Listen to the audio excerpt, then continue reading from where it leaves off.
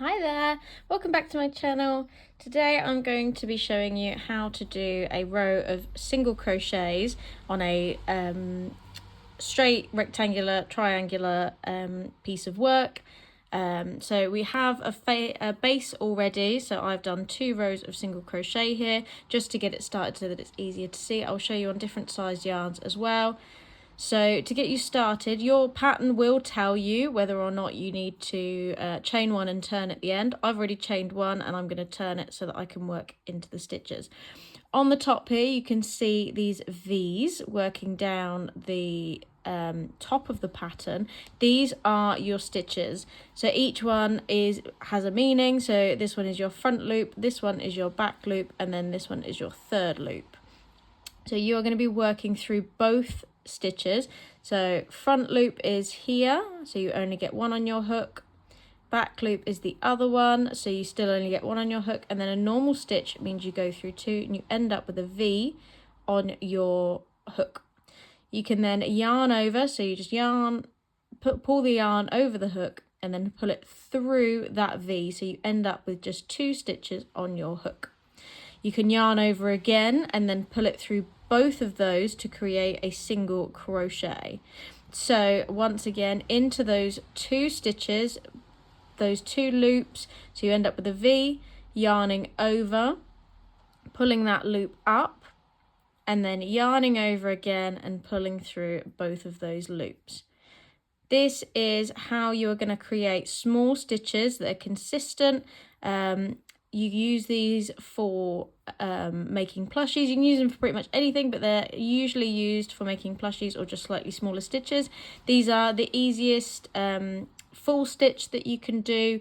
They are much less technical, so you just yarn over, pull up the loop, yarn over again and pull through 2. If you hold it European and you knit, you can hold the yarn in your right hand instead. Go into both of those stitches exactly the same way, yarn over, pull it up through the loop, yarn over again and pull through both of those. So you can do it either way. I prefer to do it in the continental way, but you can do it any which way you prefer. Just making sure you're holding your work so that it doesn't go anywhere, keeping your tension gauge nice and tight, so making sure you're not pulling too tight or too loose on that yarn, yarning over and pulling up a loop, yarning over and pulling through 2. So you can do it either way. I just prefer to do it this way, where I hook it over my ring finger, keeping it underneath my pointer finger, and then I can just hook onto the yarn very quickly, very easily, until I get to the end of my row. And then you have added another row to your work. With other size yarns, it can be slightly different just to look at. So this is chenille yarn. This was acrylic yarn that we used first. This is chenille yarn this time. I'm going to do my chain 1 and turn because that's what my pattern says. You are then going to identify the top row of stitches, your V's all the way along. It can be harder to see with chenille yarn. Once you've found it, you're going to go through both of those loops, pull up a loop, yarn over and pull through 2. Go into that loop, pull up a loop, yarn over, pull through 2 until you get to the end. This is the same amount of stitches, but because it's a slightly thicker yarn, it is a much bigger project. This is still 10 stitches. All of these are going to be 10 stitches for showing you. If you want to see it with the other hand, go into the loop, yarn over, pull that loop up, yarn over, pull through 2. And again, enter that V, making sure you go through both of those stitches. Went to yarn over with that finger then, but I don't have it in that hand. Yarn over and pull through both, keeping that tension gauge nice and consistent. Just remember that it's quite hard to unpick chenille yarn, so make sure when you're doing it, you're doing as best as you can to do it correctly, as when you unpick it, it does ruin the yarn a little bit, so bear that in mind. But it is the same all the way along until you get to the end of your row. Just going through your stitch of the previous row, yarning over, pulling up that loop, yarning over and pulling through 2. Do this in any way that you can, that you prefer. Hold the hook in any way that you like. Don't conform to what other people show you if it's not comfortable. And then if it's not so chenille yarn, you definitely want to be counting your stitches, otherwise you're going to end up with triangles going either way and not squares. And then with the last yarn, this is once again 10 stitches along, but this yarn is that much thicker. I've used a different sized hook for all of these because the yarn requires it.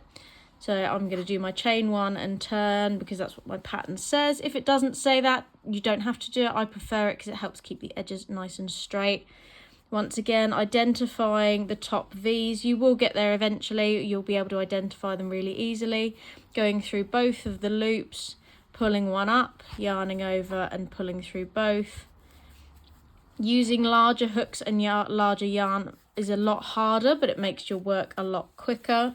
Because obviously there's much less surface area to cover. So making sure you're identifying which loops to go through. Choose your right yarn. This is like easy to work with, but it does strain the hands a little bit. So just bear that in mind when you choose which yarn you want to use. I'm going to swap hands now. So going in, yarning over, pulling up that loop. Nearly yarned over with the wrong hand again. Yarn over again and pull through both. And this is a US single crochet. I work in US terms. This is a UK double crochet. So bear that in mind. Make sure you read what your pattern is in. I will put in the description below the difference between both. And then you just do the same thing over and over. So find whichever yarn you need. Pull up that loop, yarn over and pull through 2, going in, yarning over, pull up that loop, yarn over again, pull through 2. So you want to be doing 2 yarn overs and 2 pull-ups or pull through. So pull up the loop there, yarn over again and pull through 2. And then you count your stitches, make sure you're at the end of your row. And that is your finished single crochet piece in 3 different sizes, 3 different, well, they're all the same amount of stitches in 3 different yarns. Give me a like and a comment, give me a follow if you can, subscribe if you're new here and you want to learn a bit more. Comment any ideas or any tutorials you wish to see from me. If you get stuck, just leave a comment below and I will answer it. Thank you very much. Have a nice day. Bye bye.